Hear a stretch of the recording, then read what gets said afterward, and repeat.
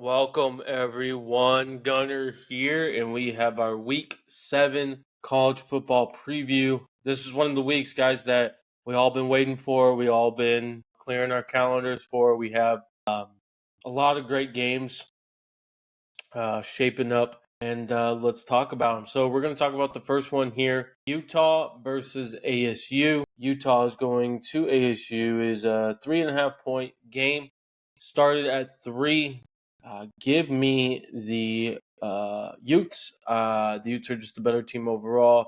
I do anticipate Cam Rising to be playing in this game. Again, he could be back, but I do anticipate that will be happening. Again, even without, I would say, that they're in a good shape and good spot regardless. Next one here is South Carolina versus Bama. Bama's coming off the dreadful loss against Vandy, and I think they take care of business. I know the spread's slowly going towards South Carolina, but I just think this team is just going to be pissed off and whatnot, and so I expect a blowout. Clemson versus Wake Forest. I think Clemson continues to run the ACC, and they'll be the team that represents the ACC come playoff time. Next one we got is Mizzou versus UMass. Mizzou is probably, very thankful that they are in the SEC where they only have to play 8 games. And they can, schedule this UMass game 7 weeks into the season. So Mizzou will take care of business. They're definitely, were the biggest fraud top 10 team that we saw is what it is. But yeah, they'll bounce back given the opponent. Big matchup here. And it's the first matchup for the SEC teams. Newly rivalry, right? Texas versus OU. It's the 120th meeting at the fair. Make sure you guys are going to check that out if you're in town. I look forward to catching it one year. But yeah, give me Texas big. Ewers will be back. Even if Ewers wasn't here, I would still take Texas. I don't trust OU. They have too many problems right now. O-line, quarterback, so on and so forth. All right, my beloved Trojans are at home after the embarrassing loss against Minnesota. We are a 4-point underdog. We will be winning this game. 27-24 will be the final score. We bounce back. We become 4-2 overall. We give Penn State their first loss. Key stats: Big Ten teams are 1-8 when traveling to 2 or more time zones, as well as last 3 road games for Penn State as a top 5 team, they've lost. I think those trends do continue, and USC gets a huge win at home. Stanford versus Notre Dame. Notre Dame will take care of business. Stanford just doesn't have, that many pieces. Cal versus Pitt. Cal, ACC matchup. I had to think about that for a second. Spread is at 3.5 to Pitt. I like Pitt here. They're 5-0. They're looking really good. They can definitely challenge Clemson in the ACC title picture, but Clemson's going to be the team.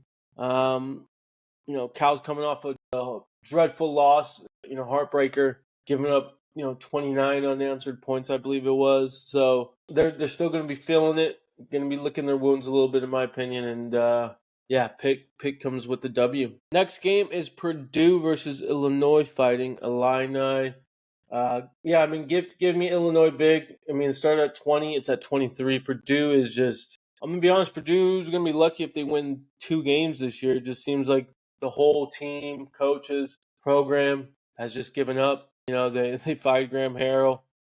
He gave up 50 points this past week. It's not looking good. Next one, Arizona at BYU. We have a 4-point spread. It started at 3.5. BYU's been looking good.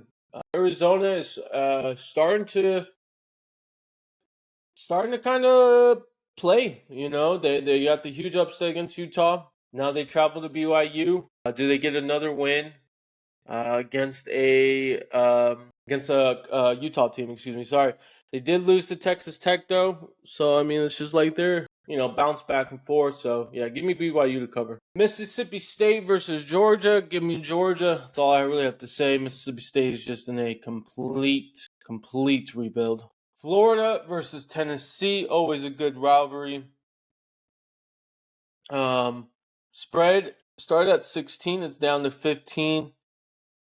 I think Tennessee bounces back after their unfortunate loss to Arkansas. Tennessee, has a big game coming up next week against Bama too. So I mean, you really can't lose this matchup after losing against Arkansas. You got to win this matchup and go into next week's matchup with just one loss to have a best shot, an opportunity. But yeah, give me the Vols. All right, pretty much the game of the week, guys. College game day will be here. Ohio State at Oregon. The spread is at 3. It started at 3.5. It's pretty much going to stay here. This is a difficult game. I'm going to be honest. I can see either team winning. I don't trust either quarterback. But right now, what I am trusting, I'm trusting Ohio State's O-line. I am trusting Ohio State's defensive side. I mean, that team is pretty scary. Jeremiah Smith, I think, is going to show out this game and kind to further cement his name in college football. So give me Ohio State. It's going to be a very, very close one, and I'm we'll definitely looking forward to watching it. Ole Miss travels to LSU. We have another great top 15 matchup here, folks. Spread is at 3.5. It has stayed there when it opened. Man, this is tough. Obviously, from a USC fan perspective, we need LSU to win. Obviously, Ole Miss just has. I'm really surprised about that Kentucky loss. I didn't expect that. Their defense has been somewhat impressive, though, and that's the thing with LSU. They're just so battered right now and beat up. Yeah. I'm gonna say Ole Miss wins. I know it's at this is a night game too. You know what? I just flipped my prediction. Give me LSU. Give me the Tigers. They're at home. Night game upset. All right. Iowa State versus West Virginia, folks. We have a few more until we get into recruiting. We do have an update to start off recruiting, which is insane and so fascinating. But yeah, Iowa State continues their winning streak and gives West Virginia the first loss in the conference. Next one, Kansas State versus Colorado. Oh man, this is I'm very intrigued about this game. Let me be honest, I've been impressed with Colorado. I think people are really starting to understand what Colorado is. They're a team that is explosive, will give up explosive plays, but can make adjustments. I think they can. They have. Obviously, you can't expect that every game, but this is a tough task. Kansas State going to the altitude. I think what they're going to try to do is definitely play ball control with Avery and that team, run the ball a lot, QB runs, motions, so on and so forth. Keep that offense on the sideline. I'm going to go Kansas State here. But I will not be shocked. Colorado wins this game and they're 5-1. Would not be shocked. All right, last game, guys, here is Boise State versus Hawaii. Boise State take care of business and rolls. Genty dude just continues to do his he's already got 16 touchdowns. It's insane. He's gonna probably have 20 after this game. Probably gonna add 4 more. So hopefully they enjoy safe travels to Hawaii. And hopefully they kick butt, guys. All right, that's our preview. We talked about the top 25 teams. Hope you guys enjoyed my predictions and thoughts. Hey, and let me know where I am wrong. So, guys, before we head out, we're going to go into some recruiting, and we got to talk about big thing. NCAA is eliminating National Letter of Intent, NLI. So it's going to be insane. It's more of the wild, wild west. Basically they could sign financial agreement aids, so on and so forth. But basically signing day kind of becomes irrelevant. There's probably going to be times and points in our future where we find out, John Doe, is at USC when everyone thought he was going to go to UCLA. Let's just use that as an example. So that's going to be fascinating. But at the end of the day, I think this just is a step closer to college football, man. You guys separate from the NCAA. You got to be your own entity. The revenue sharing is going to help, I think, in some aspects. But yeah, I think this is just another domino that has dropped to where college football will be by itself. And I'm gonna be honest, I endorse Nick Saban. Be our commissioner. Get this right.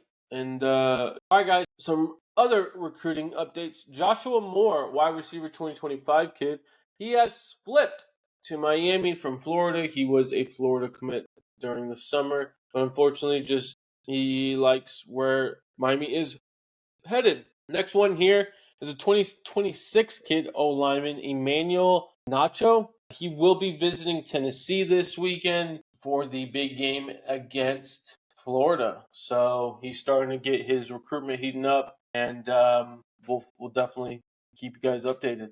Kind of a combo here. Elijah Griffin and Chase Litton, both defensive linemen. Litton's more of an edge player. They will be visiting Georgia this weekend. There are some rumblings that Elijah Griffin might shut it down after this weekend as well. We'll find that out after this weekend. 2026 kid Tyler Atkinson, linebacker, will be visiting SC this weekend. So definitely, it's a big deal for SC in my school to get it going. Next one here, Anthony Rogers, running back, Bama commit, will be visiting Georgia this weekend as well. So it looks like Georgia is trying to him. Keelan Russell, quarterback, he's a Bama commit. Georgia's trying to flip, or not Georgia, Colorado. Colorado's really trying to flip here, see if they can get him on a visit. I think it's going to be hard. I know they're trying to get Juju Lewis as well. They have been since summer. But yeah, they're definitely using this momentum for you. So we'll see if anything transpires. He's been definitely killing it this summer. He definitely has improved his rankings. He plays at Duncanville, so we'll see. And then lastly, big time tackle, Takian Whiteset. Again, a big time offensive tackle. He has decommitted from Purdue. This is after the Graham Herald. I believe this is their third commit. It was a wide receiver, tackle. I think it was a wide receiver, but it was definitely a quarterback and a tackle. So yeah, guys, we'll see. I'm sure this will kind of be the trend for Purdue until they really kind of settle down, figure it out, and show some life for these recruits, guys. But yeah, that will be our Week 7 preview. Let me know in the comment section what you guys think about this week. I cannot wait. I'm very, very excited. But yeah, guys, enjoy the rest of your week. Peace.